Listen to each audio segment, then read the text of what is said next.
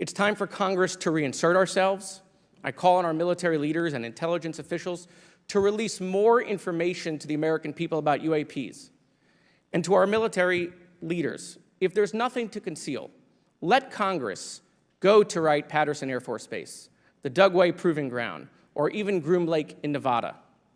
We should have disclosure today. We should have disclosure tomorrow. The time has come. Thank you, Ranking Member.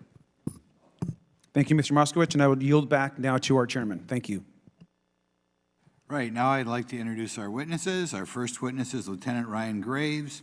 He's the Executive Director of Americans for Safe Aerospace. Lieutenant Graves is also a former U.S. Navy F-18 pilot with his own UAP experience. The next witness, David Grusch, is a former senior intelligence officer with the National Geospatial Intelligence Agency and was a senior technical advisor for UAP issues. And finally, retired Navy Commander David Fravor, squadron leader who worked as a naval aviator for 18 years. Mr. Fravor has his own UAP experience, known as the TikTok event. I look forward to hearing from all three of you today. Pursuant to Committee Rule 9G, the witnesses will please stand and raise their right hands. Do you solemnly swear or affirm that the testimony you are about to give is the truth, the whole truth, and nothing but the truth, so help you God? Let the record show that all the witnesses answered in the affirmative. You may be seated. We appreciate you all being here today and look forward to your testimony. I'll remind the witnesses that we have read your written statements and they will appear in full in the hearing record. Please try to limit your oral statements to 5 minutes. As a reminder, please press the button on the microphone in front of you so that it's on and the members can hear you. When you begin to speak, the light in front of you will turn green. After 4 minutes, it'll turn yellow, and the red light, when that comes on, it tells you your 5 minutes have expired. I'll now recognize Mr. Graves for 5 minutes for your opening statement. Thank you. Chairman Grothman, Ranking Member Garcia, distinguished members of the House Oversight Subcommittee on National Security, Representatives Burchett and Luna. My name is Ryan Fobbs Graves, and I am a former F-18 pilot with a decade of service in the U.S. Navy, including 2 deployments in Operation Enduring Freedom and Operation Inherent Resolve. I have experienced advanced UAP firsthand, and I'm here to voice the concerns of more than 30 commercial aircrew and military veterans who have confided their similar encounters with me. Today, I would like to highlight 3 critical issues that demand our action. As we convene here, UAP are in our airspace, but they are grossly underreported. These sightings are not rare or isolated, they are routine. Military aircrew and commercial pilots, trained observers whose lives depend on accurate identification, are frequently witnessing these phenomena. The stigma attached to UAP is real and powerful and challenges national security. It silences commercial pilots who fear professional repercussions, discourages witnesses, and is only compounded by recent government claims questioning the credibility of eyewitness testimony. Parts of our government are aware of more about UAP than they let on, but excessive classification practices keep crucial information hidden. Since 2021, all UAP videos are classified as secret or above. This level of secrecy not only impedes our understanding, but fuels speculation and mistrust. In 2014, I was an F-18 Foxtrot pilot in the Navy Fighter Attack Squadron 11, the Red Rippers, and I was stationed at NAS Oceana in Virginia Beach. After upgrades were made to our jet's radar systems, we began detecting unknown objects operating in our airspace. At first, we assumed they were radar errors, but soon we began to correlate the radar tracks with multiple onboard sensors, including infrared systems, eventually through visual ID. During a training mission in Warning Area Whiskey 72, 10 miles off the coast of Virginia Beach, 2 F-18 Super Hornets were split by a UAP. The object, described as a dark gray or a black cube inside of a clear sphere, came within 50 feet of the lead aircraft and was estimated to be 5 to 15 feet in diameter. The mission commander terminated the flight immediately and returned to base. Our squadron submitted a safety report, but there was no official acknowledgement of the incident and no further mechanism to report the sightings. Soon, these encounters became so frequent that aircrew would discuss the risk of UAP as part of their regular pre-flight briefs. Recognizing the need for action and answers, I founded Americans for Safe Aerospace. The organization has since become a haven for UAP witnesses who were previously unspoken due to the absence of a safe intake process. More than 30 witnesses have come forward, and almost 5,000 Americans have joined us in the fight for transparency at safeaerospace.org. The majority of witnesses are commercial pilots at major airlines. Often, they are veterans with decades of flying experience. Pilots are reporting UAP at altitudes that appear above them at 40,000 feet, potentially in low Earth orbit or in the gray zone below the Kármán line, making inexplainable maneuvers like right-hand turns and retrograde orbits or J-hooks. Sometimes these reports are reoccurring, with numerous recent sightings north of Hawaii and in the North Atlantic. Other veterans are also coming forward to us regarding UAP encounters in our airspace and oceans. The most compelling involve observations of UAP by multiple witnesses and sensor systems. I believe these accounts are only scratching the surface, and more will share their experiences once it is safe to do so. In closing, I recognize the skepticism surrounding this topic. If everyone could see the sensor and video data I witnessed, our national conversation would change. I urge us to put aside stigma and address the security and safety issue this topic represents. If UAP are foreign drones, it is an urgent national security problem. If it is something else, it is an issue for science. In either case, unidentified objects are concerned for flight safety. The American people deserve to know what is happening in our skies. It is long overdue. Thank you. Mr. Grusch? Mr. Chairman, ranking members and congressmen, thank you. I'm happy to be here. This is an important issue, and I'm grateful for your time. My name is David Charles Grusch. I was an intelligence officer for 14 years, both in the U.S. Air Force, both active duty, Air National Guard, and Reserve, at the rank of major, and most recently from 2021 to 2023, at the National Geospatial Intelligence Agency, NGA, at the GS-15 civilian level, which is the military equivalent of a full bird colonel. I was my agency's co-lead in unidentified anomalous phenomena and transmedium object analysis, as well as reporting to the UAP task force, UAPTF, and eventually, once it was established, the All-Domain Anomaly Resolution Office, AARO. I became a whistleblower through a PPD-19 urgent concern filing in May 2022 with the Intelligence Community Inspector General. Following concerning reports from multiple esteemed and credentialed current and former military and intelligence community individuals that the U.S. government is operating with secrecy above congressional oversight with regards to UAPs. My testimony is based on information I've been given by individuals with a long-standing track record of legitimacy and service to this country, many of whom also have shared compelling evidence in the form of photography, official documentation, and classified oral testimony to myself and my various colleagues. I have taken every step I can to corroborate this evidence over a period of 4 years while I was with the UAP Task Force and do my due diligence on the individual sharing it. This is because of these steps, I believe strongly in the importance of bringing this information before you. I am driven by a commitment of both to truth and transparency, rooted in our inherent duty to uphold the United States Constitution and protect the American people. I'm asking Congress to hold our government to this standard and thoroughly investigate these claims. But as I stand here under oath now, I am speaking to the facts as I've been told them. In the U.S. Air Force, in my National Reconnaissance Office, NRO, reservist capacity, I was a member of the UAP Task Force from 2019 to 2021. I served at the NRO Operations Center on the Director's Briefing staff, which included the coordination of the Presidential Daily Brief and supporting variety of contingency operations, which I was the Reserve Intelligence Division Chief backup. In 2019, the UAP Task Force Director asked me to identify all special access programs and controlled access programs, also known as SAPs and CAPs, we needed to satisfy our congressionally mandated mission, and we were direct report at the time to the DepSecDef. At the time, due to my extensive executive level intelligence support duties, I was cleared to literally all relevant compartments and in a position of extreme trust, both in my military and civilian capacities.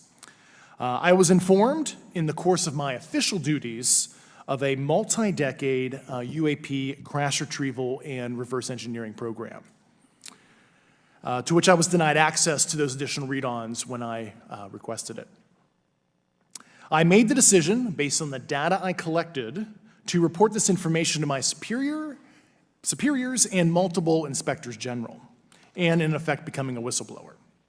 As you know, I've suffered retaliation for my decision, but I am hopeful that my actions will ultimately lead to a positive outcome of increased transparency. Thank you, and I'm happy to answer your questions. Thank you. Commander Fravor?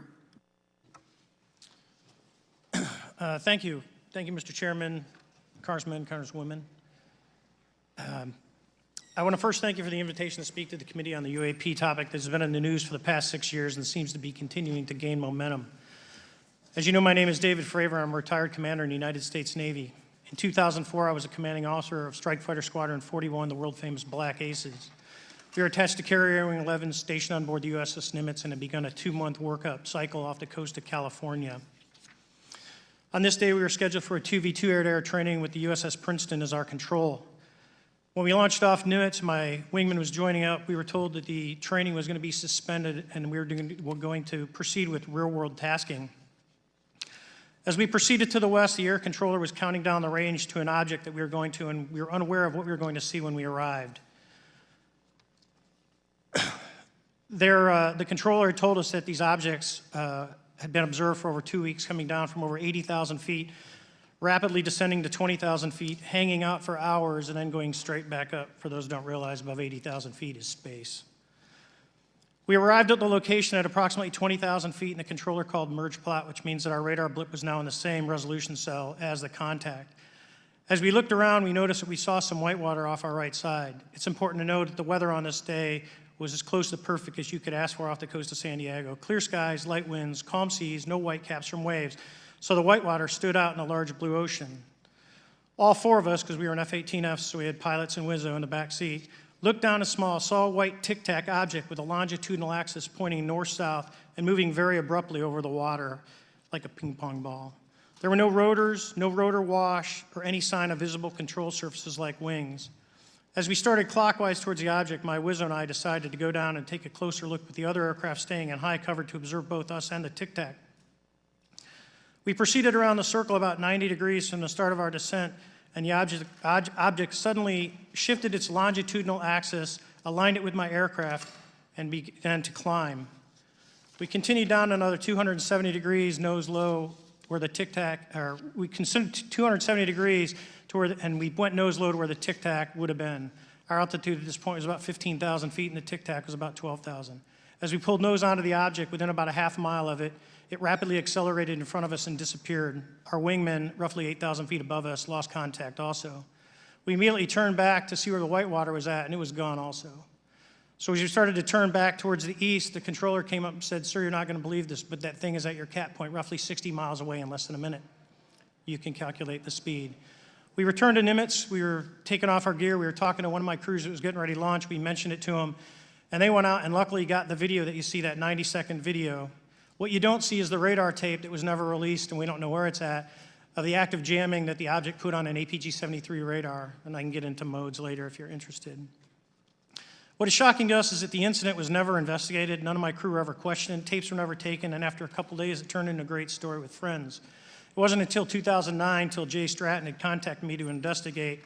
Unbeknownst to all, he was part of the ATIP program in the Pentagon led by Lou Elizondo. And there was an official report that came out that's now on the internet. Years later, I was contacted by the other pilot, Alex Dietrich, and asked if I'd been contacted, and I said no, but I'm willing to talk. I was contacted by Mr. Elizondo, and we talked for a short period of time, and he said we'd be in contact. A few weeks after that, I was made aware that Lou had left the Pentagon in protest and joined forces with Tom DeLonge, Chris Mellon, Steve Justice, and others to form Two Stars Academy, an organization that pressed the issue with leading industry experts and U.S. government officials. They worked with Leslie Kean, who is present today, Ralph Blumenthal, and Helene Cooper to publish the articles in the New York Times 2017 New York Times, and it removed the stigma on the topic of UFOs, which is why we're here today. Those articles open the door for the government and public that cannot be closed. It has led to an interest from our elected officials who are not focused on little green men, but figuring out where these craft are, where they're from, the technology they possess, how do they operate. It also led to the Whistleblower Protection Act and the NDAA. There are multiple witnesses coming forward to say that have firsthand knowledge, and Mr. Grusch just covered that. What concerns me is that there's no oversight from our elected officials on anything associated with our government processing or working on craft. Believe it or not, from this world. This issue is not a full public disclosure that could undermine national security, but it is about ensuring that our system of checks and balances works across all work done in the government using taxpayer funds. Relative to government programs, even unacknowledged WAVE programs have some level of oversight by the appropriate committee members in the House and Senate, and this work that is said to be occurring from whistleblower testimonies should not be exempt. In closing, I would like to say that the Tic-Tac object we engaged in 2004 was far superior to anything that we had on time, have today, or are looking to develop in the next 10 years. If we in fact have programs that possess this technology, it needs to have oversight from those people that the citizens of this great country elected in office to represent what is best for the United States and best for the citizens. I thank you for your time. Thank you very much. Thank you very much. I know it's very difficult for all of you, all you've done in the past to try to illuminate this issue. Call on myself first for some questions. I'm going to start with Mr. Graves. Are pilots that you interact with as part of your organization, do you feel adequately trained and briefed on how to handle encounters with UAPs? No. Right now, military witnesses to UAP have limited options for reporting UAP. But more concerning is that commercial aviation sector has not adapted to the lessons that the military has implemented. The military and Department of Defense has stated that UAP represent a critical aviation safety risk. We have not seen that same language being used in the commercial markets. They are not acknowledging this risk. Okay. What steps do you think have to be taken to improve a pilot's UAP reporting, be it military or commercial? Right now, we need a system where pilots can report without fear of losing their jobs. There is a fear that the stigma associated with this topic is going to lead to professional repercussions, either through management or perhaps through their yearly physical check. So having a secure system, reducing the stigma, and making this information available through the public is going to reduce the concerns that aircrew have. Could you just give me a little idea of the degree to which reports in the past are not made public right now? Well, I don't think there has been a proper reporting system to gather those reports and thus not report them. So to answer your question, I think there is a dearth of data due to the fact that the reporting has been limited up to this time. Could you tell me why you believe it's, kind of to play the devil's advocate, a reason why some of this stuff should not be available to the public? There's certainly some national security concerns when we use our advanced sensors in our tactical jets to be able to identify these objects. However, there's no reason that the objects themselves would be classified. I would be curious to see how the security classification guideline actually spells out the different nuances of how this topic is classified from the perspective of UAP, not national security. I'll give you a follow-up on that. Assuming that there are reasons why not all this should be made public, this has been around for a long period of time. Can any of the three of you think of any reason why anything related to UAPs, say 15 years and back, should not be immediately made public? I think one of it is acknowledging a vulnerability, both from a collection and I'll just say a countermeasure perspective. So it's that we haven't cracked for many years. Yeah. Even say 20 years back. Is there any reason why, when you go back that far, things shouldn't be made public? Unless it shows a specific national security vulnerability as it relates to a weakness in a particular defense system. Okay, Mr. Fravor, the TikTok incident that you were engaged occurred in 2004. What kind of reporting took place after that incident? None. We had a standard debrief where the backseaters went down to our carrier intel center and briefed what had happened, and that was it. No one else talked to us, and I was in the top 20 in the battle group. No one came. The captain was aware, the admiral was aware, nothing was done. Your commanding officers provide any sort of justification? No, because I was the commanding officer of the squadron, so no. Was this incident the only UAP event that you encountered while you were a pilot? Yes, it was. Okay. This is for any one of you. Based off of each of your experiences and observations, do you believe UAPs pose a potential threat to our national security? Yes, and here's why. The technology that we faced was far superior than anything that we had, and you could put that anywhere. If you had one, you captured one, you reverse engineered it, you got it to work, you're talking something that can go into space, go someplace, drop down in a matter of seconds, do whatever it wants, and leave, and there's nothing we can do about it. Nothing. Okay, you two? Well, I would also like to add, from a commercial aviation and military aviation perspective, we deal with uncertainty in our operating space as a matter of our professional actions. Identifying friend from foe is very important to us. And so when we have unidentified targets and we continue to ignore those due to a stigma or a fear of what it could be, that's an opening that our adversaries can take advantage of. What steps should be taken to better understand and respond to UAP encounters in the interest of national security? There needs to be a location where this information is centralized for processing, and there needs to be a two-way communication loop so the operators on the front end have a feedback and can get best practices on how to process information, what to do, and to ensure that their reporting is being listened to. Right now, there is not a lot of back and forth. Mr. Grusch, in your complaint to the Intelligence Community Inspector General, you claim that you believe information is being hidden. What kind of information do you think was hidden, and do you think it should remain hidden? Yes, I can speak to that very briefly in unclassified manner. As you know, the preponderance of my complaint was classified to the intelligence communities. Both material acquisition and exploitation activity, also baselining the UAPs but not sharing it with intelligence professionals that are actually doing step briefs to pilots, that kind of information. Yeah. Okay, thank you very much. Now we'll go to Mr. Garcia. Thank you. Again, thank you all for your service and for testifying today. Want to just talk about the UAPs as it relates to what we're seeing in the pilots' interaction with UAPs. Particularly, Mr. Graves, one of the, I think, concerns that for members of this committee is this idea that pilots, there's no system to actually report UAPs and the stigma around pilots. And so can you just briefly, you mentioned that you're working with 30 pilots right now that have had encounters with UAPs, but you've also, I believe, discussed and know of many more pilots. This is just those that you're currently working with. Is that correct? Can you expand on that? Certainly. I'll break that down in two ways. First, when we were first experiencing these objects off the eastern seaboard in the 2014 to 2015 time period, anyone that had upgraded their radar systems were seeing these objects. So there was a large number of my colleagues that were detecting these objects off the eastern seaboard. They were further correlating that information with their other onboard sensors, and many of them also had their own eye sightings as well of these objects. Now, that was our personal first-hand experience at the time. Since then, as I've engaged this topic, others have reached out to me to share their experiences, both on the military side as well as the commercial aviation side. On the military aviation side, veterans that have recently got out have shared their stories and have expressed how the objects we were seeing in 2014, 2015 continued all the way to 2019, 2020, and beyond. And so it became a generational issue for naval aviators on the eastern seaboard. This was something we were briefing to new students. This is something that was included in the notice to airmen to ensure that there was no accidents. And now with commercial aviators, they are reaching out because they're having somewhat similar experiences as our military brothers and sisters, but they do not have any reporting system that they can send us to. And let me just add, both to Mr. Fravor as well as Mr. Graves, not having this system for reporting, would you both agree that it's harmful to not just our national security interests, but to understand this phenomenon of what's happening with UAPs?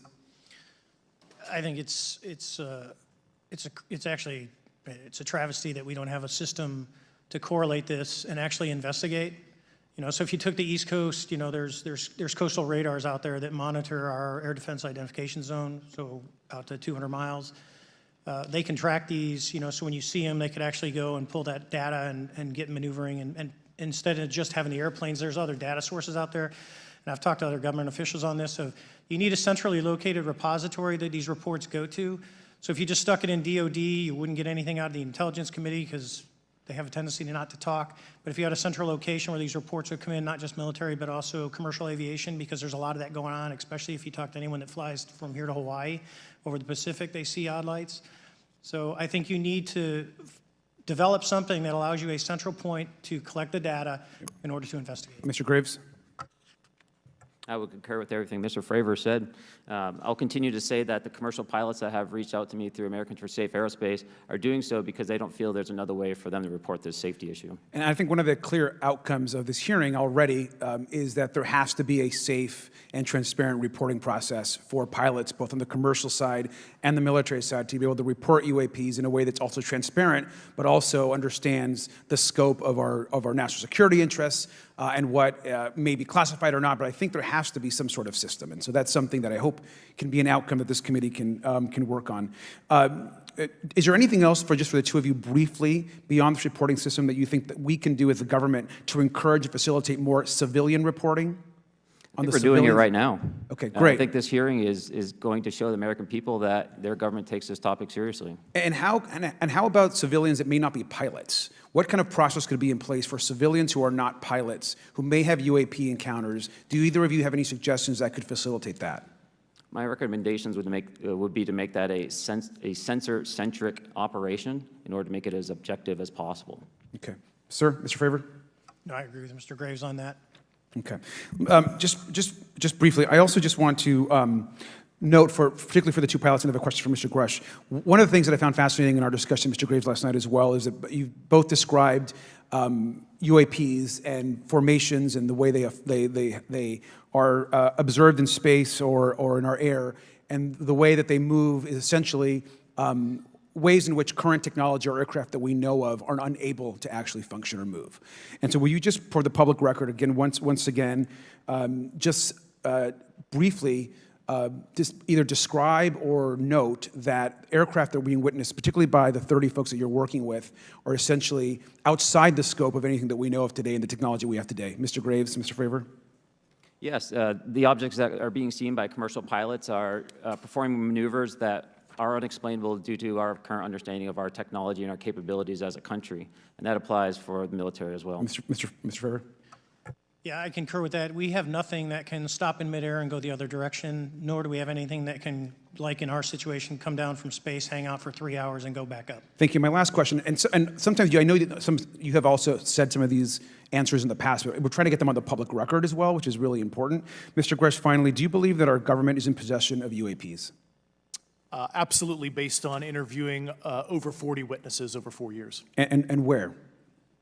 I know the exact locations, and those locations were provided to the Inspector General and some of which to the intelligence committees. I actually had the people with the firsthand knowledge provide a protected disclosure to the Inspector General. Thank you. And Mr. Chairman, I would just say that I think that these questions are important questions, and I look forward to being involved in the process to get those answered. I know there'll be a lot of questions from other committee members, so I yield back.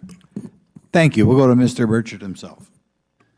Thank you, Mr. Chairman. Thank you, Mr. Garcia. I would like to have you on my legislation to do just that on the reporting, and we'll get together on that. Maybe you can be my co-sponsor on that. That'd be really cool. Thank you for those great questions.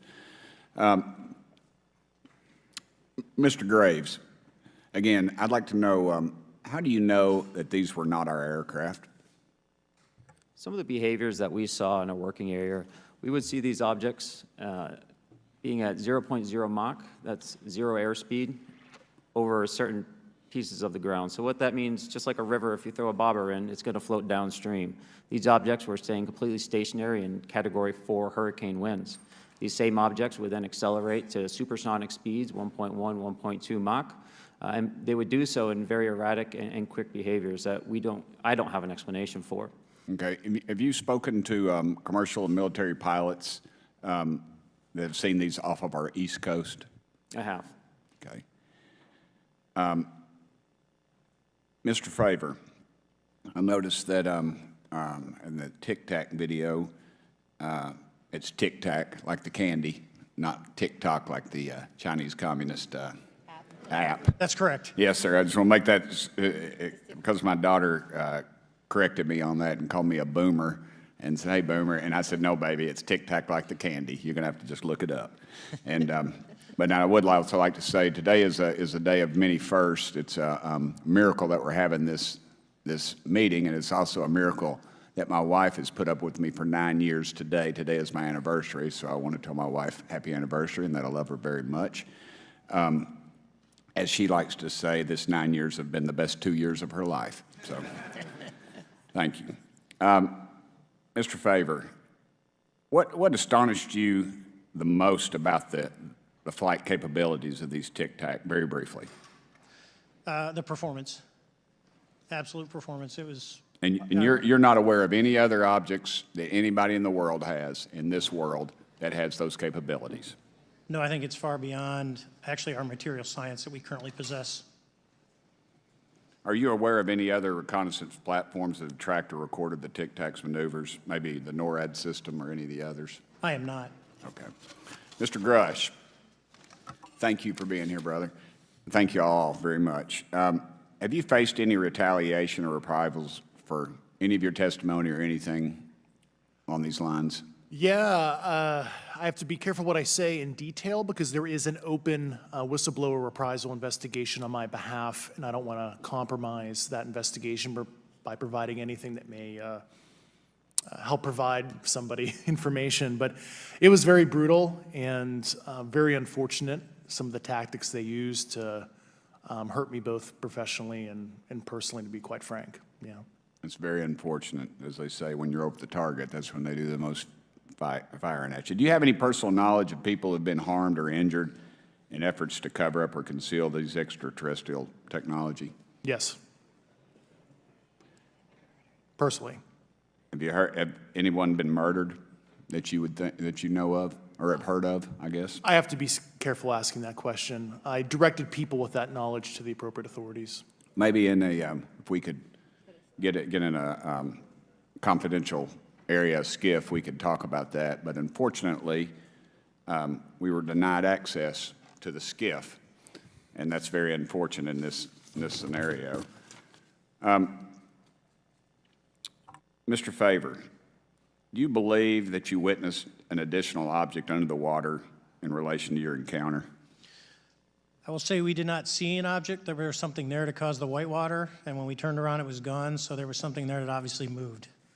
Okay, it was not the same object though that you were looking at, correct? No, we actually joked that the Tic Tac was communicating with something when we came back, and because the whitewater disappeared. We were in another instance. We're told about the capabilities of a jamming during viewing of when there were some people chasing some of these objects. Did you experience any of that jamming or interrupting your radar or weapons system?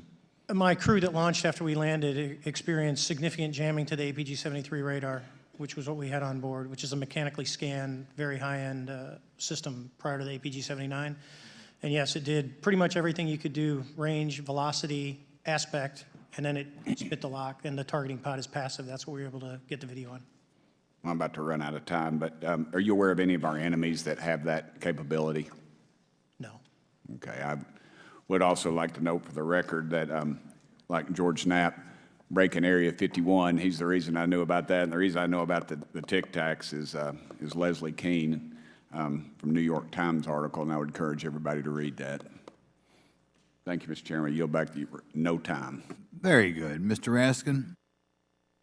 Thank you, Mr. Chairman. Mr. Graves, you reported UAP encounters during training flights, I think, and have since come forward to warn the Pentagon that these encounters may be putting pilots at risk.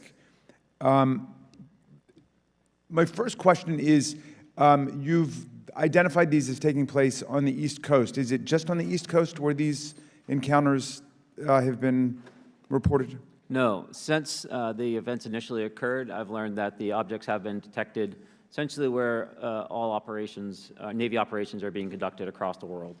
And that's from the All-Domain Anomaly Resolutions Office reporting.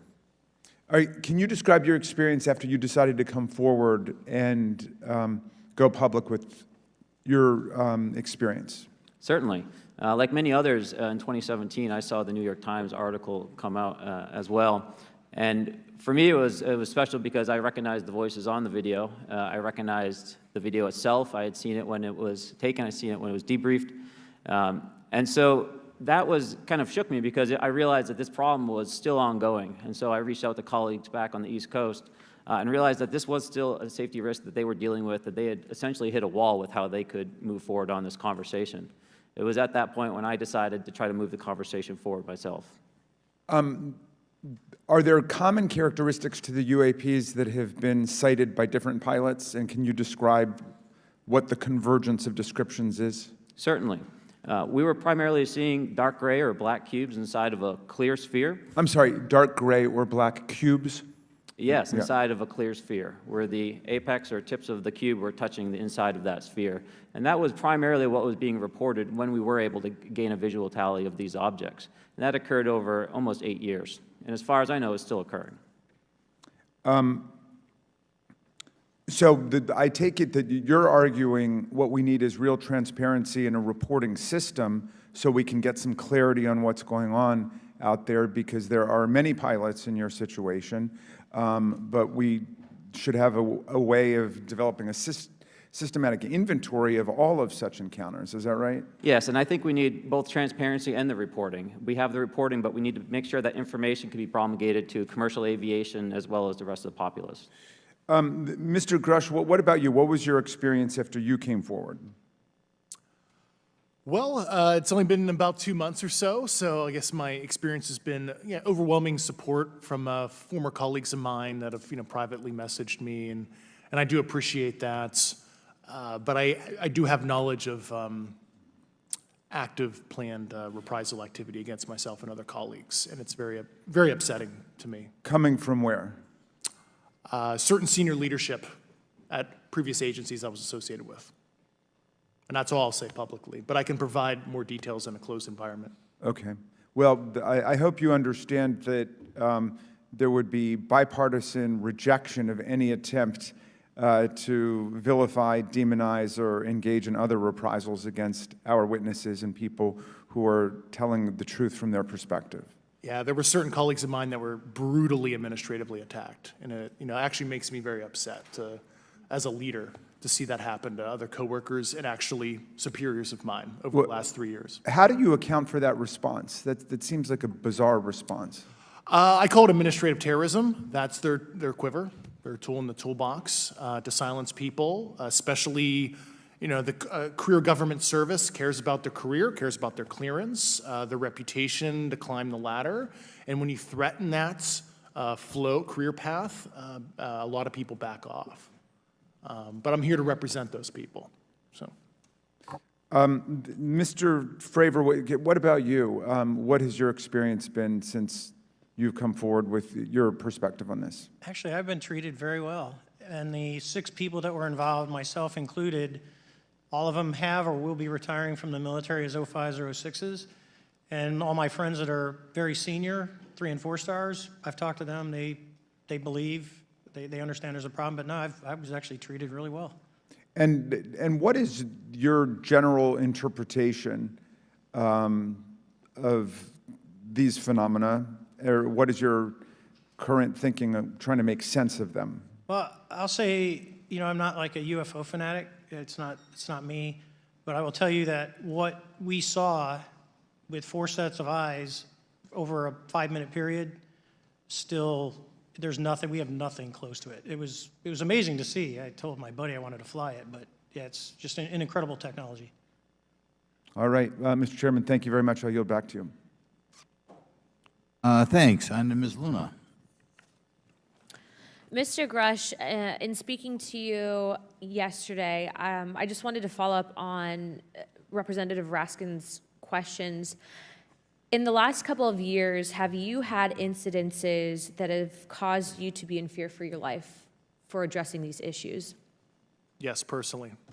Okay. Yeah. I just want everyone to note that he's coming forward in fear of his life. To put in perspective, if they were really not scared about this information coming out, why would someone be intimidated like that?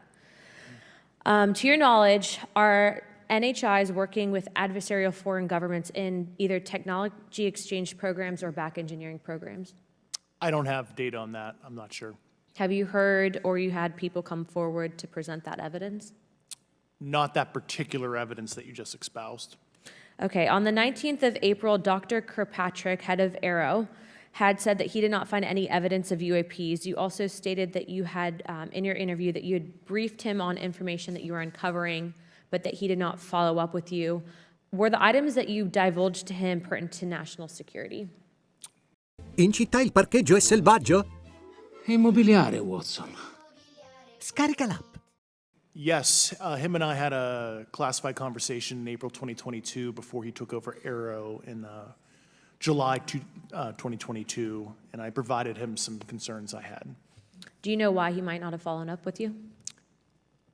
Unfortunately, I cannot read his mind. I wish he did. I was happy to give sage counsel to him on where to look when he took the helm of Arrow.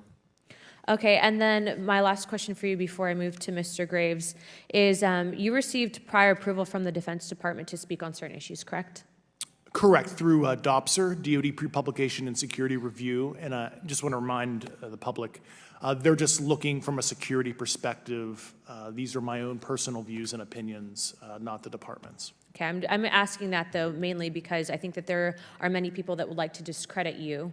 So it does bring a certain amount of credibility to your testimony. I'm required by law to do that as a former intelligence officer, or I go to jail for revealing classified information. Yeah, we don't want you to go to jail. My next question would actually be for Mr. Graves. Can you please explain to me in detail the event that occurred at Vandenberg Air Force Base? Certainly. In the 2003 timeframe, a large group of Boeing contractors were operating near one of the launch facilities at Vandenberg Air Force Base when they observed a very large 100-yard sided red square approach the base from the ocean and hover at low altitude over one of the launch facilities.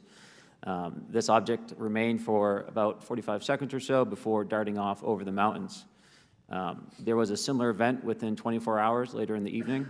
This was a morning event, I believe 8:45 in the morning. Later in the evening, post-sunset, there were reports of other sightings on base, including some aggressive behaviors. These objects were approaching some of the security guards at rapid speeds before darting off. And this is information that was received through one of the witnesses that have approached me at Americans for Safe Aerospace. Was this documented in any official form, whether it was a police blotter? Yes, they had official documentation and records from the event that the witness held over the years. And I'm not going to ask you to do it right now for time reasons, but you'd be able to sketch what was witnessed, correct? And have you seen that before on any other equipment and or during your flight time? I have not seen what they've described. This object was estimated to be almost the size of a football field, and I have not seen anything personally that large. Okay, and then another question on follow-up referencing the gimbal video Go Fast incident. Can you just clarify, because to our understanding, the footage was actually cut off at a certain point, but what happens at the end of that video, just for those Americans specifically there that are wanting to know about the rest of that footage? Certainly. There was some uncertainty or instability with the object. It seemed to rock a bit, and that's the last I had seen of the video. Much of the data that I would recommend be analyzed would consist of radar data that would provide precise kinematics on the object, as well as the fleet of objects that were operating nearby. Okay, and follow-up, in regards to the reporting procedures that Mr. Garcia had addressed on, as well as Representative Burchett, with the FAA, to your understanding, pilots that are seeing this, commercial airline pilots, are they receiving cease and desist letters from corporations for coming forward with information in regards to safety for potential airline passengers? I have been made privy to conversations with commercial aviators who have received cease and desist orders. So the American public should know that corporations are putting their own reputations on the not the line, but ahead of the safety of the American people. And I think, would you agree with that statement? It appears so. Okay. And I guess this would be my last, I'm out of time. I yield. I'll be back. Good. Mr. Moskowitz. Thank you, Mr. Chairman.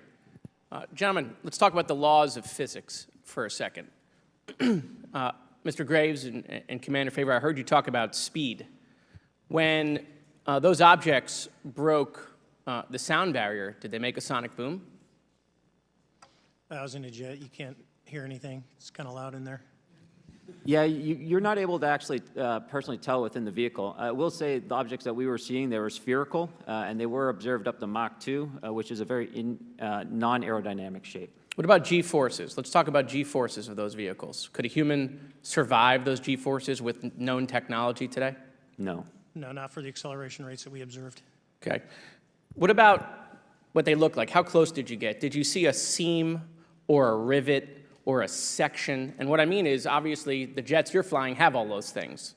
Did these objects have those? Do you want to go, Ryan? I didn't have the detail to be able to tell that. So we got within a half mile of Tic Tac, which people say that's pretty far, but in airplanes, that's actually relatively close. No, it was perfectly white, smooth, no windows, although when we did take the original FLIR video that is out there, when you put it on a big screen, it actually had two little objects that came out of the bottom of it. But other than that, no windows, no seams, no nothing. Mr. Grusch, as a result of your previous government work, have you met with people with direct knowledge or have direct knowledge yourself of non-human origin craft? Yes, I personally interviewed those individuals. Mr. Grusch, as a result of your previous government work, have you met with people with direct knowledge or have direct knowledge yourself about ATs, advanced technologies that the U.S. government has? Based on conventional advanced tech, I was briefed to the preponderance of the Defense Department's both space and aerospace compartmented programs, yeah. Do you have knowledge or do you have reason to believe that there are programs in the advanced tech space that are unsanctioned? Yes, I do. Okay. Yeah. And when you say that they're above congressional oversight, what do you mean? Complicated question. So there's, some, I would call it abuse here. So congressional oversight of conventional special access programs, so I'll use Title 10, so DOD as an example, right? So 10 U.S. Code Section 119 discusses congressional oversight of SAPs, discusses the DepSecDef's ability to waive congressional reporting.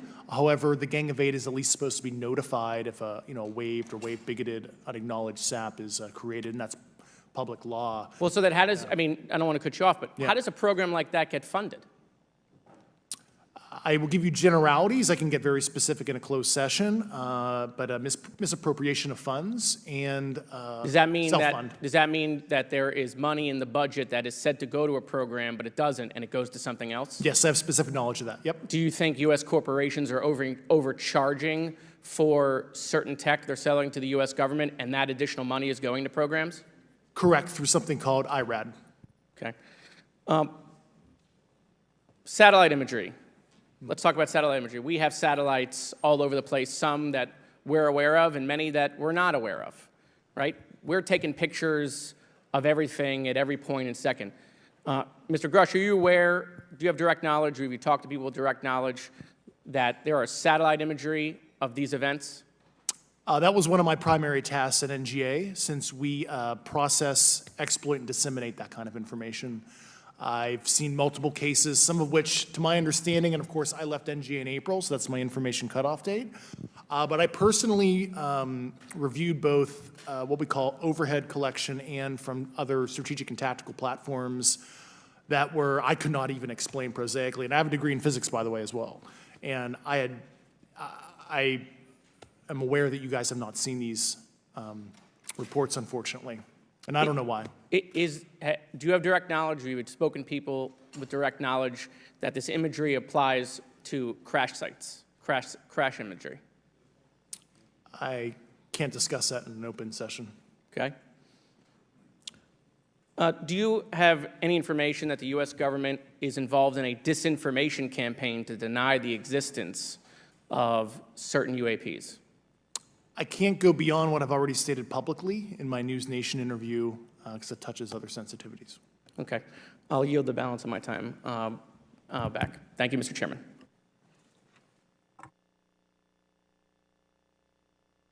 Ms. Fox? Thank you, Mr. Chairman, and I thank our witnesses for being here today. Mr. Grusch, in your sworn testimony, you state that the United States government has retrieved supposedly extraterrestrial spacecraft and other UAP-related artifacts. You go so far as to state that the U.S. is in possession of, quote, non-human spacecraft, end quote, and that some of these artifacts have circulated with defense contractors. Several other former military and intelligence officials have come forward with similar allegations, albeit in non-public settings. However, Dr. Sean Kirkpatrick, the director of AARO, previously testified before Congress that there has been, and I quote, no credible evidence thus far of extraterrestrial activity or of, quote, off-world technology brought to the attention of the office. To your knowledge, is that statement correct? It's not accurate. I believe Dr. Kirkpatrick mentioned he had about 30 individuals that have come to Arrow thus far. A few of those individuals have also come to Arrow that I also interviewed, Okay. and I know what they provided Dr. Kirkpatrick and their team. Okay. I was able to evaluate Okay, that information. I need to go on. Sure. But my understanding that his statement is accurate, came from a direct quote. And this contradiction is a perfect example of why we need to inject transparency into our government. And for another example, look no further than the pitiful response to the Chinese spy balloon debacle earlier this year. You may remember the mass confusion that ensued when the balloon was first spotted over Montana, 4 days after it first entered U.S. airspace over Alaska. The Biden administration's initial inability to address the object grew into a continuous series of embarrassments. After news of the balloon reached the mainstream media, we were assured that the balloon posed no threat to our security. However, after the balloon was allowed to transit the entire continental United States, fighter jets were scrambled off the coast of South Carolina to shoot it down. This flip-flopping and obfuscation caused needless confusion, fear, and panic across the country. It's my hope, Mr. Chairman, that this sort of confusion will not be repeated. We should investigate the extent to which elements of our government possess or do not possess information that is of critical value to the American people. We owe it to the citizens of this nation to make sure that our government is transparent and accountable. We must make sure that our government provides answers, and Congress must do its duty to solicit those answers. With that, Mr. Chairman, I yield back. Yeah, Mr. Frost. Thank you, Mr. Chairman. In 2022, NASA announced that it was commissioning an independent study team to examine UAPs. The NASA team is comprised of scientists across different fields, as well as former astronauts and pilots. In May, the independent study team held at its first public meeting, which included the perspectives from NASA senior leaders, as well as perspectives from the Department of Defense and intelligence agencies. The NASA study team is also expected to release its first report pretty soon, and I think it's safe to say that we all eagerly await its results. Mr. Graves, how might NASA's research influence the commercial industry regarding safety in UAP? I think NASA has a big role to play as far as commercial aviation safety, and it's one of their original charges as an organization. One of the recommendations that have been put forward is to utilize their existing aviation safety reporting system to serve as a short-term fill and trusted platform for pilots that want to report on UAP. It also has built-in analytics capability and is funded by Congress. Gotcha. And also, Mr. Graves, are there any other industries that may be influenced by the NASA research on UAPs? And if so, how so? Well, I think there is a large swath of commercial capabilities that could be brought to bear on this topic, from space-based or ground-based sensor systems that are available open source or through commercial marketplaces. And I think NASA's work, as they work to identify and highlight specific parameters that can be found, we can take that information and promulgate this through the public sector so that we can have a more open conversation about what we're seeing. You know, in 2020, the Department of Defense released several videos of UAPs, including Mr. Freyr's experience, U.S. Navy pilots that recorded footage. In 2021, the Office of the Director of National Intelligence released a preliminary report on UAP events. NASA Administrator Bill Nelson stated that NASA would begin to investigate these events. In fact, I sit on Science, Space, and Technology Committee, and when we were doing a hearing with the NASA Administrator Bill Nelson, I asked, you know, why NASA needed to be fully funded, and there were many great reasons, but one of them was actually had to do with UAPs.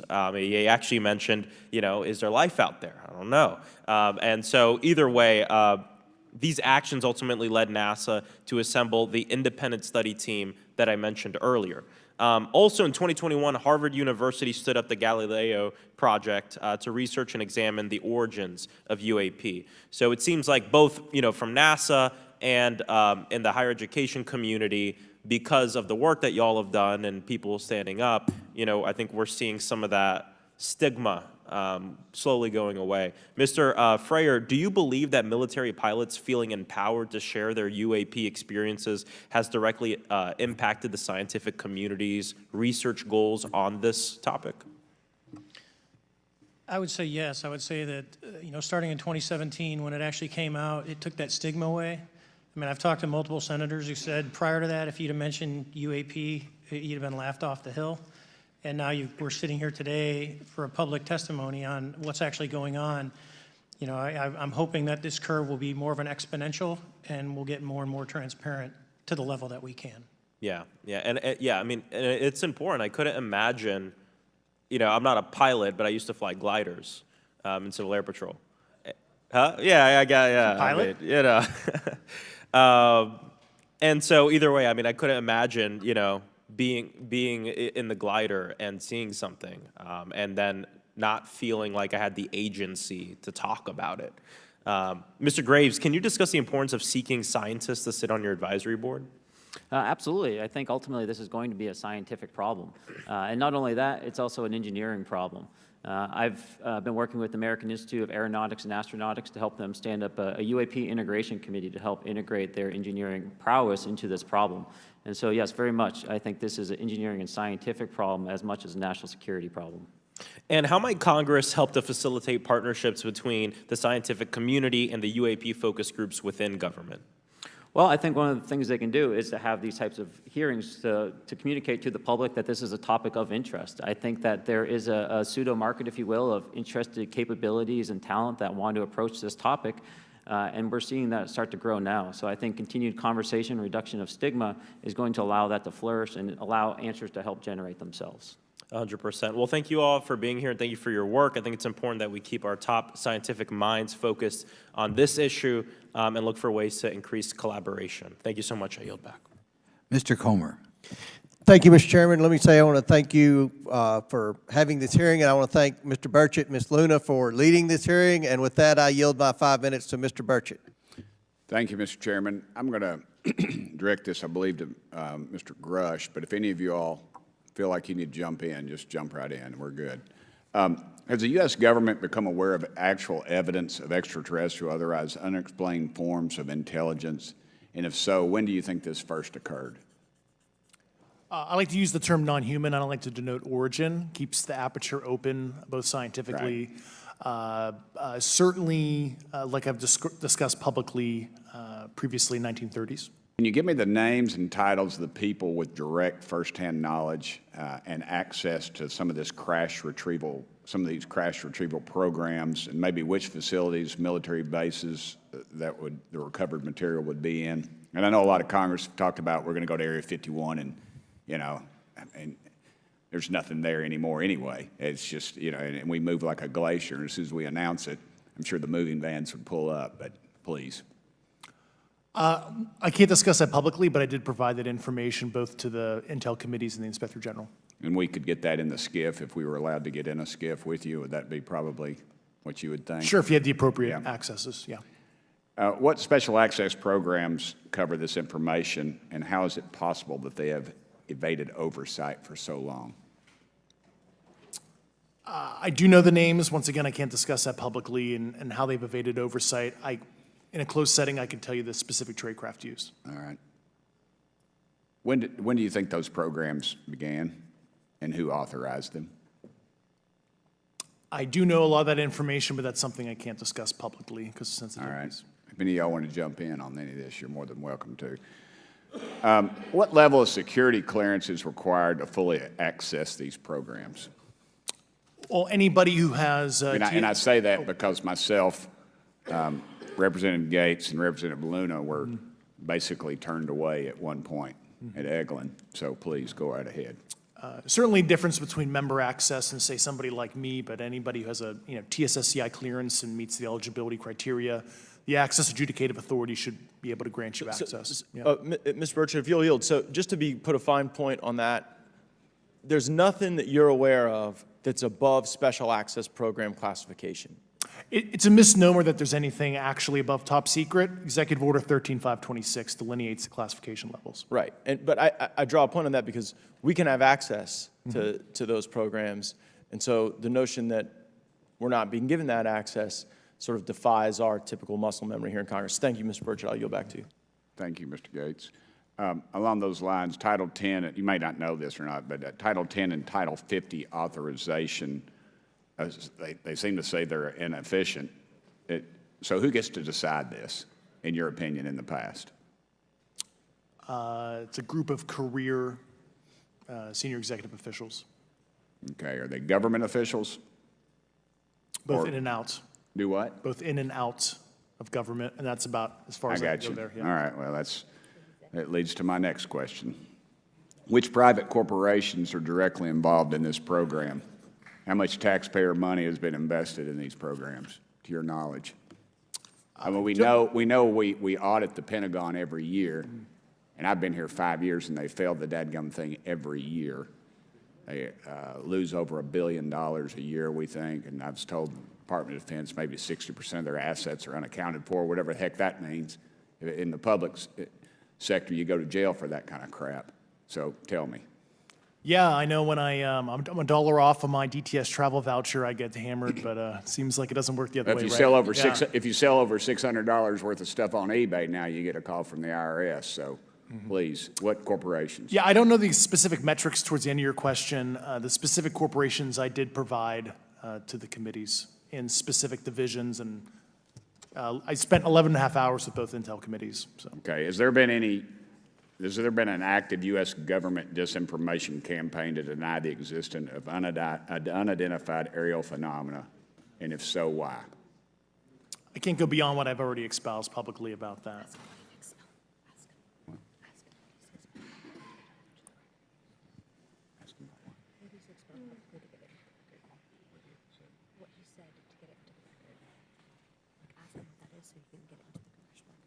Okay, I've been told to ask you what that is and how to get it in the record. What have you stated publicly in your interviews for the congressional record? If you reference my News Nation interview and I talk about a multi-decade, campaign to disenfranchise public interest, basically. Yeah. Thank you. I apologize, Mr. Chairman. I yield back negative 21 seconds. Thank you. Ms. Ocasio-Cortez. Thank you, Mr. Chairman, and thank you to our witnesses for coming here today. I do concur with the ranking member as well as several other members here on this committee that this is a committee for whistleblowers and for the protection of whistleblowers as well. So we understand what you're putting on the table here and what you're putting on the line here, and we thank you for that. Mr. Grusch, you sat on the Unidentified Anomalous Phenomenon Task Force created in the 2020 NDAA, correct? Yes. There have been some things that have been mentioned here during this hearing that I wanted to pick up on. Mr. Graves, you mentioned specifically during the answers to one of your questions, you named Boeing contractors being engaged in an incident regarding this red cube about a football field wide. I was wondering if you could speak a little bit about the interaction, or Mr. Grusch, either of you, the interactions between defense contractor companies and any UAP-related programs or activities. So I'll just say that the information about the contractor himself were provided by a witness, and I have no particular detail in that relationship. Mr. Grusch? The kind of general unclassed wave tops, certainly the contractors, are the metal benders, so to speak. They're the ones actually doing specific performance on government contracts. Are they required to issue any disclosure regarding UAP sightings, or do they engage in any reporting around this? In terms of the contractors? Yes. Not that I'm aware of. They do not. Okay. Now, when it comes to notification that you had mentioned about IRAD programs, we have seen defense contractors abuse their contracts before through this committee. I have seen it personally, and I have also seen the notification requirements to Congress abused. I am wondering, one of the loopholes that we see in the law is that there is, at least from my vantage point, is that depending on what we're seeing, is that there are no actual definitions or requirements for notification. What methods of notification did you observe? Like when they say they notified Congress, how did they do that? Do you have insight into that? For certain IRAD activities, I can only think of ones conventional in nature. Sometimes they flow through certain, I'll just say, SAP programs that have cognizant authority over the Air Force or something, and those are congressionally reported compartments, but IRAD is literally internal to the contractor, so as long as it's money, either profits, private investment, et cetera, they can do whatever they want. To put a finer point on it, when there is a requirement for any agency or company to notify, or any agency to notify Congress, do they contact the chairman of a committee? Do they get them on the phone specifically? Is this through an email to hypothetically a dead email box? A lot of it comes through what they call the PPR, Periodic Program Review Process, if it's a SAP or Controlled Access Program Equity, and then those go to the specific committees, whether it be the SAS, CASC, HISI. Thank you. I apologize, my time is limited. Mr. Graves, one of your main concerns is that the FAA currently does not have an official process to receive reports of UAP from pilots or others, correct? Correct. And in your experience, what data should the Aero program prioritize for potential collection? We have, location, date, time, but are there other specific characteristics that should be included in these reports? Certainly. I think that there's two categories that would be important. One would be kinematics and understanding the specifics of how the vehicle or objects are moving. And the second would be a more zoomed out approach of being able to look at origin and destination before the incident, as well as getting a better contextual understanding of how these objects are interacting with each other. Thank you. Now, because I only have a minute left, I apologize, we only have 5 minutes today, but for the record, if you were me, where would you look? Titles, programs, departments, regions, if you could just name anything. And I put that as an open question to the three of you. I'd be happy to give you that in a closed environment. I can tell you specifically. Thank you. Commander Fravor? And I would say, and I've told people that you have to know where to look. They're not going to divulge it to you because of the classification levels. But if you know where to look and who to talk to, which is exactly what Mr. Grusch can point you, then you have them. Okay. Mr. Graves? I was an operator, so I was depending on folks like Mr. Grusch to do that homework. Okay. Thank you very much. I yield back to the chair. Mr. Biggs? Thanks, Mr. Chairman. I thank the witnesses for being here today. I'm over here. Thank you so much for being here. I want to get into specifics here, and a reason I'm going to go this way is because you've talked a bit about what I would call misdirection by official U.S. government with regard to UAPs, right? And so I'm going to get to that in a second. But last week, White House NSC spokesman John Kirby stated that UAPs are having an impact on our training ranges and need to be treated as a legitimate issue. Do you concur with the statements? That's for each of you. Yes. Yes. Yes. Okay. Now, having said that, I'm going to take you to specific instances around the Phoenix Valley, because that's where I live. And in '97, we had the famous Phoenix Light case. I don't know if any of you are familiar with that.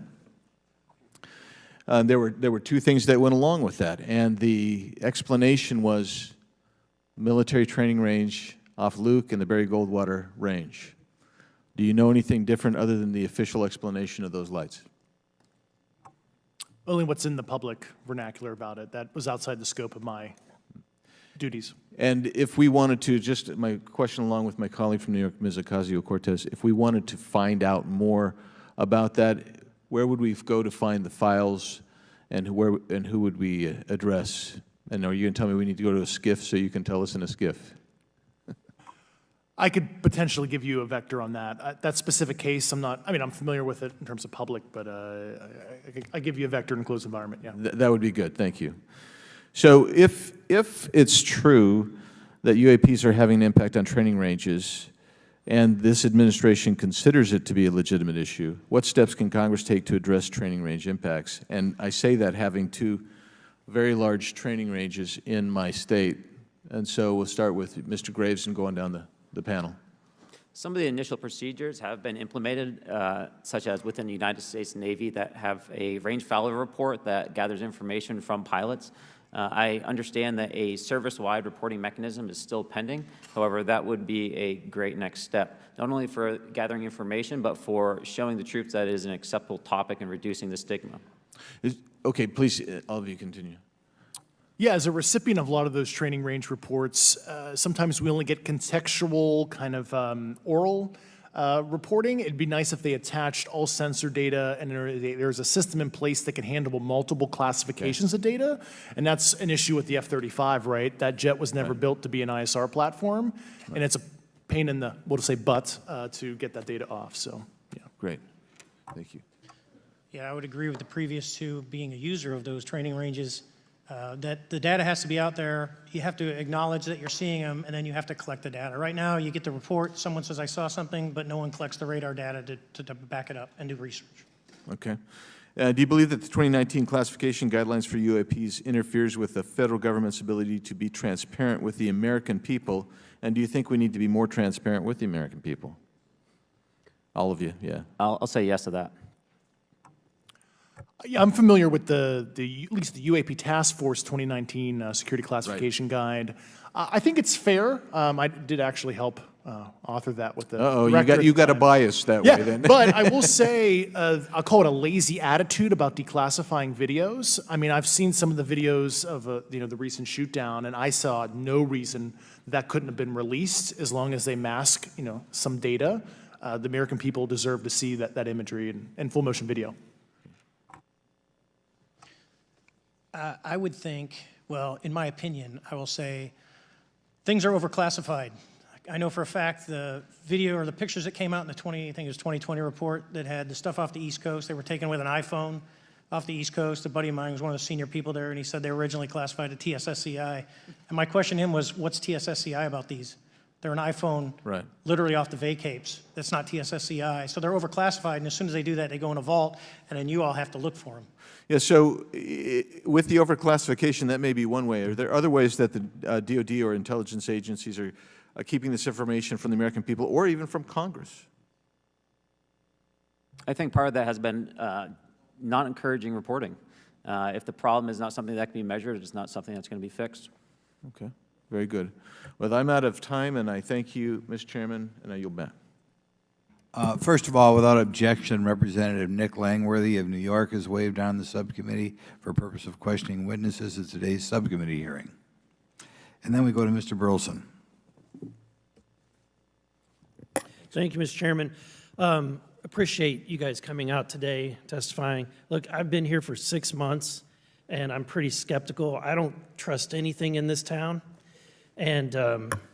And so I think that's because I'm from Missouri. You've got to show me, right? With that being said, there's been a lot of things that have been said in the public, Mr. Grusch, and so I want to get down to, if we can, some specifics, right? So at one point you had said that there has been harmful activity or aggressive activity. Has any of the activity been aggressive, been hostile in your reports? I know of multiple colleagues of mine that got physically injured. And the activity, and I got by UAPs or by people within the federal government? Both. Okay, yeah. So there has been activity by alien or non-human technology and or beings that has caused harm to humans?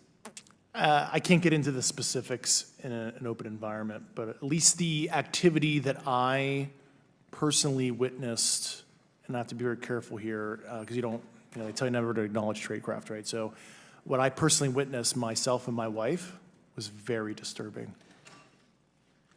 Okay. One of my constituents actually sent this next question, and I figured I'd ask it since I had the same thought. You've said that the U.S. has intact spacecraft. You said that the government has alien bodies or alien species. Have you seen Have you seen the spacecraft? I have to be careful to describe what I've seen firsthand and not in this environment, but I could answer that question behind closed doors. Yeah. And have you seen any of the bodies?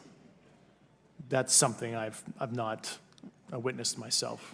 Okay, and so with that being said, and the other statement that has been made that was intriguing to me and it's intriguing because my view has been that we are billions of light years away from any other system.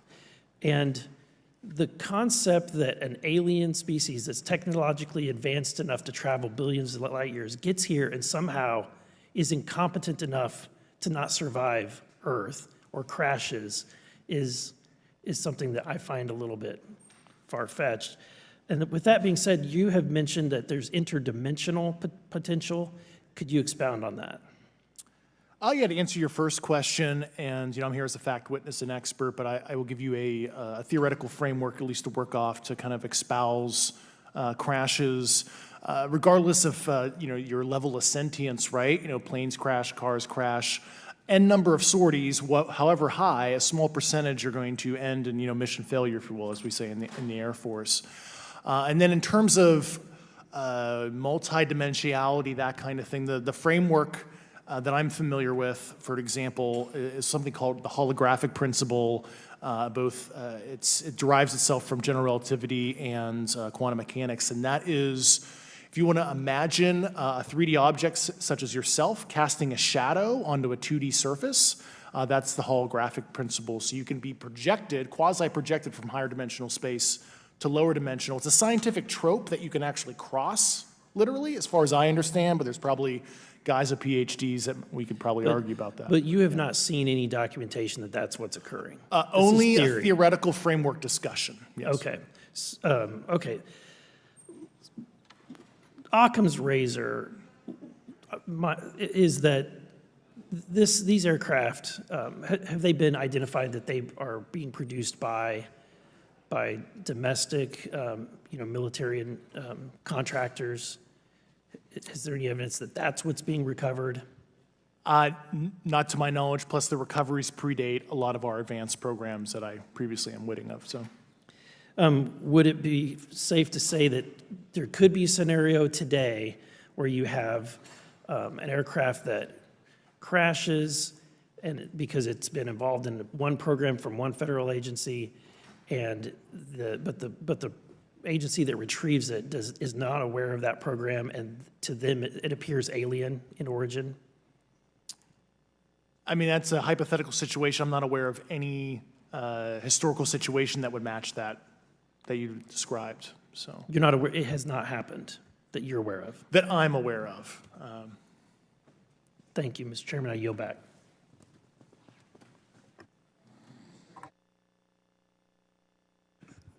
Several months ago, my office received a protected disclosure from Eglin Air Force Base indicating that there was a UAP incident that required my attention. I sought a briefing regarding that episode and brought with me Congressman Burchett and Congresswoman Luna. We asked to see any of the evidence that had been taken by flight crew in this endeavor and to observe any radar signature as well as to meet with the flight crew.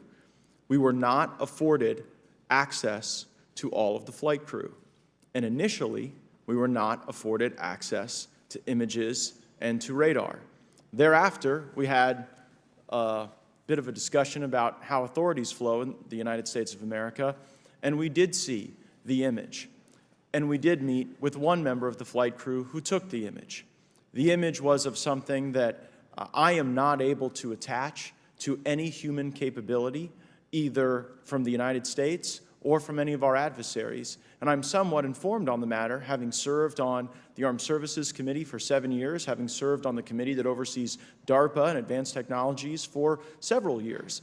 When we spoke with the flight crew, and when he showed us the photo that he'd taken, I asked why the video wasn't engaged, why we didn't have a FLIR system that worked. Here's what he said. They were out on a test mission that day over the Gulf of Mexico. And when you're on a test mission, you're supposed to have clear airspace. Not supposed to be anything that shows up. And they saw a sequence of 4 craft in a clear diamond formation for which there is a radar sequence that I alone have observed in the United States Congress. One of the pilots goes to check out that diamond formation and sees a large floating, what I can only describe as an orb, again, like I said, not of any human capability that I'm aware of. And when he approached, he said that his radar went down, he said that his FLIR system malfunctioned, and that he had to manually take this image from one of the lenses, and it was not automated in collection, as you would typically see in a test mission. So I guess I'll start with Commander Fravor. How should we think about the fact that this craft that was approached by our pilot had the capability of disarming a number of the sensor and collection systems on that craft?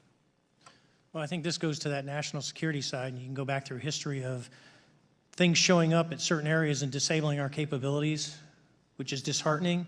And for us, I mean, like I said, it completely disabled the radar on the aircraft when it tried to do it, and the only way we could see it is passively, which is how he got that image. So I think that's a concern on what are these doing, not only how do they operate, but their capabilities inside to do things like this. And how should we think about four craft moving in a very clear formation, equidistant from one another, in a diamond? In all of the phenomenon, perhaps, Mr. Grave, that you've analyzed, have we ever seen multiple craft in a single formation? I have one particular case, and that was during the gimbal incident. The recording on the AT FLIR system shows a single object that rotates. You hear the pilots refer to a fleet of objects that is not visible on the FLIR system, and that was something that I witnessed during the debrief as part of the radar data on the situational awareness page. I would like to add, however, Congressman, there's a small bit of anger, I would say. I would feel that those pilots are still facing that difficulty in reporting this topic, and they don't have the tools to be able to mitigate this issue. It just goes to show how serious this is and why this is such an important issue for our pilots and for our nation. It was stated explicitly to me by these test pilots that if you have a UAP experience, the best thing you can do for your career is forget it and not tell anyone. Because any type of reporting, either above the surface or below the surface, does have a perceived consequence to these people, and that is a culture we must change if we want to get to the truth. Mr. Chairman, I would observe that perhaps as we move forward from this hearing, there are some obvious next steps. Every person watching this knows that we need to meet with Mr. Grusch in a secure, compartmentalized facility so that we can get fulsome answers that do not put him in jeopardy and that give us the information we need. Second, I would suggest that the radar images that were collected of this formation of craft out of Eglin Air Force Base, and specifically the actual image taken by the actual flight crew that we can actually validate, be provided to the committee, subpoenaed if necessary, so that we're able to track how to get this type of reporting and analysis done in a more fulsome way. That would be my recommendation, humbly, as a guest here of the Fine Oversight Committee. I yield back. Ms. Mace. Thank you, Mr. Chairman, and good morning to our witnesses who are testifying today. I want to thank each of you for being here to discuss a topic of grave importance to our national security. Earlier this year, a Chinese spy balloon was shot down off the coast of my home state of South Carolina. Since the Roswell incident in 1947, many Americans have wondered about the dangers of unknown objects crisscrossing our skies. Whether these are UAPs or weather phenomena, advanced technology from American allied or enemy forces, or something more out of this world. So my first question, I have several questions, and if we could just be quick on these first two, I'm going to ask each of you the same question, and then I'll get to each of you individually. The first one, when you reported your experiences with a UAP, did any of you face any repercussions with your superiors, yes or no? No. No. I've actually never seen anything personally, believe it or not. So. All right. And then do you believe there's an active disinformation campaign within our government to deny existence of UAPs, yes or no? I don't have an answer to that. As previously stated publicly, yes. I think previously with like Project Blue Book, yes, but currently I don't speak for the United States government. Okay. Thank you. I have a few questions for Mr. Graves. What percentage of UAP sightings, in your belief, go unreported by our pilots? This is an approximation based off of my personal experience speaking with a number of pilots, but I would estimate we're somewhere near 5% reporting, perhaps. So like 95% basically don't report seeing UAPs. That's just my personal estimate. In the incident off Virginia Beach, do you believe the Navy took the danger to your aircraft seriously after it was reported? Absolutely. A few questions for Mr. Fravor. As an expert naval aviator, have you ever seen an object that looked and moved like the Tic Tac UAP? No. Did the Tic Tac UAP move in such a way that defied the laws of physics? The way we understand them, yes. Many dismiss UAP reports as classified weapons testing by our own government, but in your experience as a pilot, does our government typically test advanced weapon systems right next to multi-million-dollar jets without informing our pilots? No, we have test ranges for that. It took over 15 years for your encounter with the Tic Tac to be declassified. Do you feel there was a good reason to prevent lawmakers from having access to this footage? No, I just think it was ignored when it happened, and it just sat somewhere in a file. Never got reported. In a drawer. It happens a lot up here. Shocker. Mr. Grusch, a couple of questions for you too, sir, this morning. What percentage of UAPs do you feel are adequately investigated by the U.S. government, of the 5% that are reported? I can only speak for my personal leadership over at NGA. I tried to look at every report that came through that I could triage, so. Do you believe that officials at the highest levels of our national security apparatus have unlawfully withheld information from Congress and subverted our oversight authority? There are certain elected leaders that had more information that I'm not sure what they've shared with certain Gang of Eight members or et cetera, but certainly I would not be surprised. Okay. You've stated that the government is in possession of potentially non-human spacecraft. Based on your experience and extensive conversations with experts, do you believe our government has made contact with intelligent extraterrestrials? Something I can't discuss in public setting. Okay, I can't ask when you think this occurred.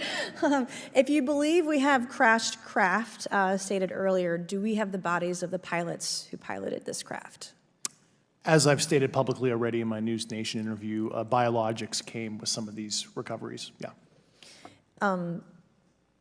Were they, I guess, human or non-human biologics? Non-human, and that was the assessment of people with direct knowledge on the program I talked to that are currently still on the program. And was this documentary evidence, this video, photos, eyewitness? Like, how would that be determined? The specific documentation I would have to talk to you in a skiff about. Gotcha. Yeah. Okay, so, and you may or may not be able to answer my last question, and maybe we get into a skiff at the next hearing that we have, but who in the government, either what agency, sub-agency, what contractors, who should be called into the next hearing about UAPs, either in a public setting or even in a private setting? And you probably can't name names, but what agencies or organizations, contractors, et cetera, do we need to call in to get these questions answered, whether it's about funding, what programs are happening, and what's out there? I can give you a specific cooperative and hostile witness list of specific individuals that were in those. And how soon can we get that list? I'm happy to provide that to you after the hearing. Super, thank you, and I yield back. Okay, now we have Mr. Langworthy. Is he here? Okay. Thank you very much. I'd like to thank all of the witnesses for being here today to discuss this very unique topic. And I'd like to jump right into my questions, if you don't mind. Commander Fravor, can you briefly describe your background? Yeah, I was an enlisted Marine, Naval Academy graduate, Navy, flew for 18 years, got a master's from University of Houston, and I've worked in the private sector for the last, what now, 16 years, 17 years. I do a lot of defense work. So. Really gold-plated credentials.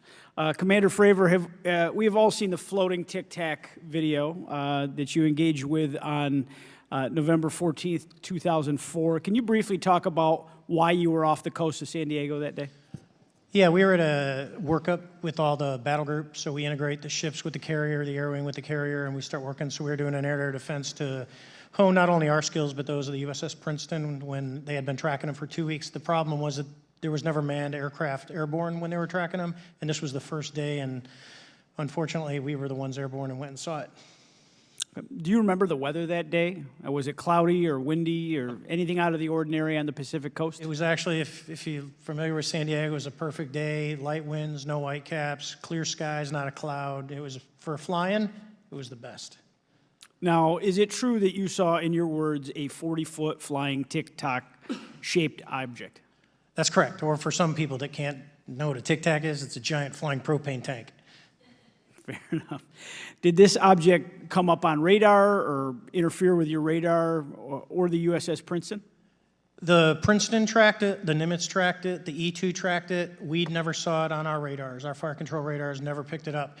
The other airplane that took the video did get it on a radar. As soon as it tried to lock it, it jammed the radar, spit the lock, and he rapidly switched over to the targeting pod, which you can do in the F-18.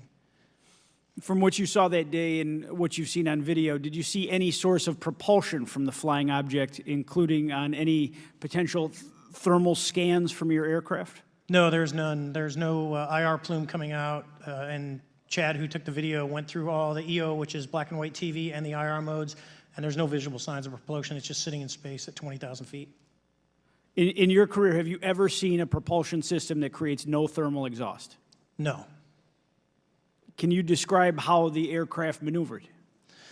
Abruptly, very determinate. It knew exactly what it was doing. It was aware of our presence, and it had acceleration rates. I mean, it went from 0 to matching our speed in no time at all. Now, if the fastest plane on Earth was trying to do these maneuvers that you saw, would it be capable of doing that? No, not even close. And just to confirm, this object had no wings, correct? No wings. Now, was the aircraft that you were flying, was it armed? No, never felt threatened at all. If the aircraft was armed, do you believe that your aircraft or any aircraft in possession of the United States could have shot the Tic-Tac down? I'd say no. Just on the performance, it would have just left in a split second. It looks like that we have a problem here that needs further investigation. Yes. In your belief, is this flying Tic-Tac, I mean, is it capable of being the product of any other nation on the earth? No, like I said earlier, I think it defies current material science and the ability to develop that much propulsion. And I know there's been some physicists that have done calculations, which is beyond anything that we have. Well, either the United States has an adversary here in this world that we don't know, or we really have some serious investigations to do. I really appreciate you being here. Is there anything else about the November 14th, 2004 incident that you think is important for this committee to know that you haven't been asked here today? No, it's been said it's probably the most credible UFO sighting in history based on all the sensors that were tracking it, and then for us to get visual and to go against the naysayers that it's something on the screen or whatever. I mean, there's 4 sets of human eyeballs. We're all very credible. Of the 6 of us that were involved in the thing, including the video, every one of us is going to do 20-plus years in the military in very responsible positions. So I'd say the world needs to know that. It's not a joke. Well, thank you very much for your testimony here today for all of you, and I yield back, Mr. Chairman. Mr. Ogles. Thank you, Mr. Chairman, and thank you all for being here and the courage it took to come forward and again, the sacrifice that each of you have made. I serve on the National Security Subcommittee for the Financial Services Committee, so I really want to stay in the national security lane, if I may. So when we think about traditional adversaries and both us towards them and them towards us, we probe their capabilities. We look for weaknesses, and we collect that data, that reconnaissance for in the event we need it in the future. For each of you, yes or no question, based off of your own experience or the data that you've been privy to, is there any indication that these UAPs could be essentially collecting reconnaissance information? Mr. Graves? Yes. Mr. Grusch? Fair assessment, yeah. Mr. Fravor? Very possible. Again, in the national security vein, is it possible that these UAPs would be probing our capabilities? Yes or no, Mr. Graves? Yes. Grusch? Yes. Fravor? Definitely. Is it possible that these UAPs are testing for vulnerabilities in our current systems? Yes. Yes. Possible. Do you feel, based off of your experience and the information that you've been privy to, that these UAPs provide an existential threat to the national security of the United States? Mr. Graves? Potentially. Yes, sir, potentially. Same answer, potentially. Yeah, I'd say Fravor? definitely, potentially. Mr. Graves and Fravor, in the event that your encounters had become hostile, would you have had the capability to defend yourself, your crew, your aircraft? Absolutely not. Sir? No. Is, based off of the information that you've been privy to, is there any indication that these UAPs are interested in our nuclear technology and capabilities? Yes. By external observation, sure, that could be a fair assessment, yeah. Yes. Is there any indication that the Department of Energy is involved in UAP data collection and housing? I don't have an answer. I can't confirm or deny that in a public setting. And could you do it in a secure setting? Yes. Mr. Fravor? No, I don't know. Mr. Chairman, I think I'm the last member to go, but there clearly is a threat to the national security of the United States of America. As members of Congress, we have a responsibility to maintain oversight and be aware of these activities so that, if appropriate, we take action. I would encourage the chairman to demand that we have any and all, but in particular Mr. Grusch, talk to us in a skiff.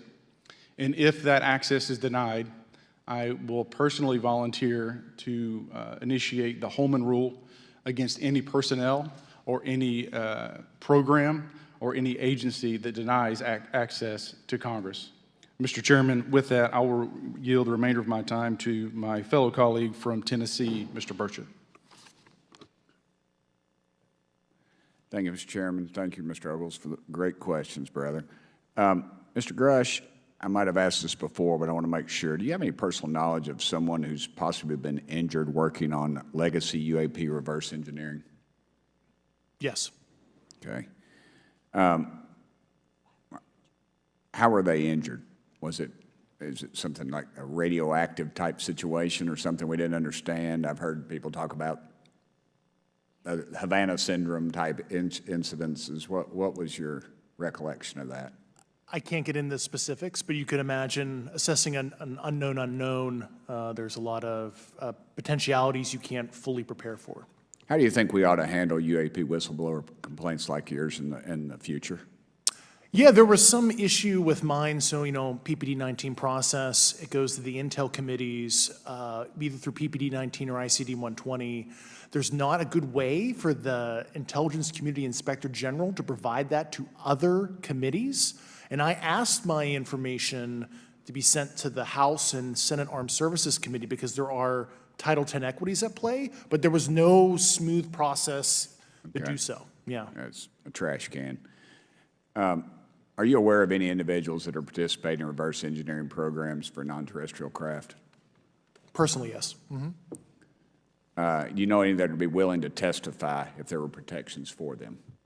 Certainly closed door and assurances that breaking their NDA, they're not going to get administratively punished for so. Yeah. I yield, Mr. Chairman. Thank you. I'm going to do something a little bit out of the ordinary here. We're going to give 3 people a chance at an additional 3 minutes. So Mr. Burchett, do you want to keep going? Why don't you come back to me, Mr. Chairman? Ms. Luna, if she's on, is she on that list? I'm on the Sure. Chairman, I'd like to submit for the record an article by News Nation, and it follows Mr. Grusch's full interview for the record. Without objection. Thank you. Mr. Grusch, why is it that you refer to the phenomenon as non-human intelligence? Why deviate from the basis of extraterrestrial life? I think the phenomenon is very complex, and I like to leave an open mind analytically to specific origin. When you say specific origin, are you referring, can you elaborate on that for those that might not? If it's a traditional extraterrestrial origin or something else that we don't quite understand from either a biological or astrophysics perspective, yeah, I just like to keep an open mind on what it could be, yeah. Okay, and referring to your News Nation interview, you had referenced specific treaties between governments. Article 3 of the Nuclear Arms Treaty with Russia identifies UAPs. It specifically mentions them. To your knowledge, are there safety measures in place with foreign governments or other superpowers to avoid an escalatory situation in the event that a UAP malevolent event occurs? Yeah, you're referring to actual public treaty in the UN Register. It's funny you mentioned that. Yeah, the Agreement on Measures to Reduce the Risk of Outbreak of Nuclear War, signed in 1971. Unclassified treaty, publicly available. And if you cite the George Washington University National Security Archives, you will find the declassified in 2013 specific provisions in the specific red line flash message traffic with the specific codes pursuant to Article 3 and Article, also Situation 2, which is in the previously classified NSA archive. What I would recommend, and I tried to get access, but I got a wall of silence at the White House, was those specific incidents when those message traffic was used. I think some scholarship on that would open the door to a further investigation using those publicly available information. Thank you. And then my last question with 51 seconds remaining. You mentioned white-collar crimes potentially being taking place in regards to a cover-up. Can you please elaborate? I have concerns based on the interviews I conducted under my official duties of potential violations of the Federal Acquisition Regulations, the FAR. Thank you very much, Chairman. I yield the remainder of my time. Okay, we'll go to Mr. Raskin for 3 minutes. Thanks, Mr. Chair, and I thank the witnesses for their endurance and service today. Mr. Fravor, you've described your episode in detail now, and you call it the most credible UFO sighting in history. But I wonder, was this the first time that you encountered a UFO or a UAP in 2004? Yes. And what was your general attitude or perspective on the UFO discussion before that happened? I never felt that we were alone with all the planets out there, but I wasn't a UFO person. I wasn't watching History Channel and MUFON and all that. And have you had experiences or encounters since that happened? No. And so have you formed any general conclusions about what you think you experienced then? Yes. I think what we experienced was, like I said, well beyond the material science and the capabilities that we had at the time, that we have currently, or that we're going to have in the next 10 to 20 years. Very good. Mr. Grusch, you've been able to answer in great detail on certain questions, and then other things you say you're not able to respond to. Can you just explain where you're drawing the line and what's the basis for that? Yeah, based on my DOPSR security review and what they've determined that is unclassified. I see. So you're answering any questions that just call upon your knowledge of unclassified questions, but anything that relates to classified matters you're not commenting on in this context? In an open session, but happy to participate in a closed session at the right level, yeah. Okay. And Mr. Graves, you've said that there are dozens of fellow pilots, military pilots. Are there also commercial pilots who've encountered the same kind of sightings that you described before? They are similar. Commercial pilots have less range and less sensors to be able to reach out and look for objects over wide swaths of airspace. And so pilots are seeing them, commercial pilots are seeing them, and they're typically closer, and the range of what they're seeing is pretty large. What is the most vivid, concrete sighting with the naked eye of the objects that you described before, the cube-like objects? Certainly. I think the most vivid sighting of that would have been near midair that we had at the entrance to our working area. One of these objects was completely stationary at the exact entrance to our working areas, not only geographically, but also at altitude. So it was right where all the jets are going, essentially, on the eastern seaboard. The two aircraft flew within about 50 feet of the object, and that was a very close visual sighting. And you were in one of the aircraft? I was not. I was there when the pilot landed. He canceled the mission after, and I was there. He was in the ready room with all his gear on, with his mouth open, and I asked him what the problem was, and he said he almost hit one of those darn things. He said he was 50 feet away from it? Yes, sir. And his description of the object was consistent with the description you gave us before? A dark gray or a black cube inside of a clear sphere. Inside of a clear sphere? Yes. And with no self-evident propulsion system? No wings, no IR energy coming off of the vehicle, nothing tethering it to the ground, and that was primarily what we were experiencing out there. I'm over time. Thank you very much for your service, and I yield back to Mr. Chairman. Very good. Mr. Burchett. Thank you, Mr. Chairman. This is for all three of y'all, starting with Mr. Graves. Why did you come forward on this issue? I came forward because I felt that my colleagues did not have a way to mitigate this safety threat, and I wanted to help them. I was trained as an aviation safety officer by the Navy, and this seemed, it just felt right. I felt like I had to help the folks that were still flying and dealing with this. Mr. Grusch. Purely a sense of duty. I first swore an oath when I was a cadet 18 years ago, and I still uphold that even out of the uniform. Commander. I was pestered by a friend, and I asked why, and he said, you're the one person that they can't discredit, and you'll add credibility to the New York Times article. And so after about 6 times, I said, okay. Honest. Yeah. This town isn't made, unfortunately, by people like y'all. We thank y'all. And I do want to also thank the people in the audience and the people that are watching this that can't be, people all over the world that have kept this issue alive. You've endured criticism and derogatory remarks, and we're trying to get to the bottom of it. And so God bless y'all. Thank y'all so much. We really appreciate you guys and gals.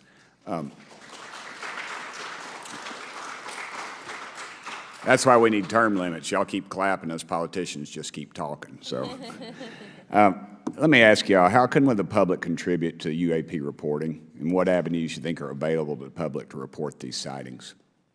Well, right now, I don't think there is a lot of public options for every man to be able to report on this.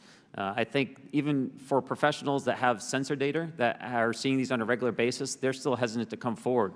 And so for the general public, I think encouraging the conversations that we're having today, looking for technology solutions that can be distributed so that objective data can be gathered is the first place to go. Mr. Grusch? I'll just touch on the whistleblower side of it. I do encourage, current and former military, intelligence community, and industry contractors to come forward in a legal way, either through the IC or DoD or whatever the cognizant IGs are, to lead, join me in this discussion. Commander, and I guess I should say this for the record. My daddy was United States Marine Corps, 1st Marine Division, so. Hoorah. Yes, sir. He was old school, him and Chesty Puller on Peleliu, so thank you, wow. brother. Wow. Yes, sir. I'm not anything like my daddy. He was incredible. I'm very mediocre, to say the least, but go ahead. You seem to be doing fine. Yeah. For me, I was an accident investigator, so the biggest thing that you learn, and I think that witnesses need to do is, one, don't try and make the fish bigger than it was. Stick to the facts, write it down, and don't speculate what you think it is because it will sway your decision. Just write the facts down. We can get all the facts together and we can start to investigate and get a real honest story instead of it was this big. Thank you all, and I want to thank everybody. We made history today. Mr. Chairman, I yield. Thank you much, Mr. Garcia.